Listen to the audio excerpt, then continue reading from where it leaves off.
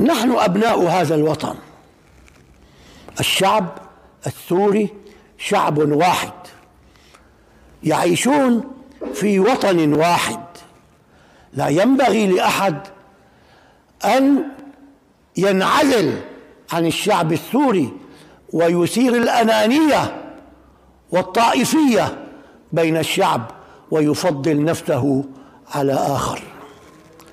أخاطب العلوية وأقول لهم: لقد فقدتم إخوانكم في الوطن، لقد ارتكبتم الكبائر وهدمتم البيوت والقرى واستبحتم أعراض المسلمات وقتلتم الآباء والأبناء ورميتم الكيماوي ونشرتم الرعب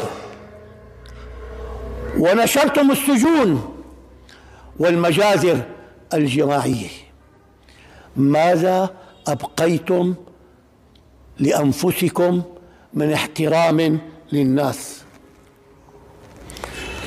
ها قد زالت دولتكم وزال حكمكم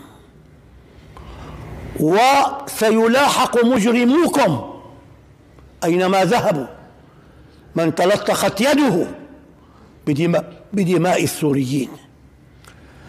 ماذا أبقيتم لكم؟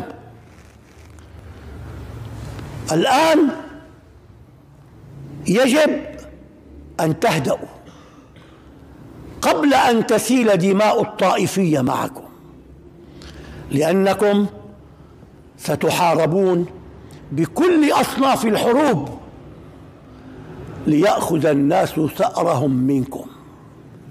كل من قتل ستحارب الدولة هذا الإنسان وتأخذ ثأره منه.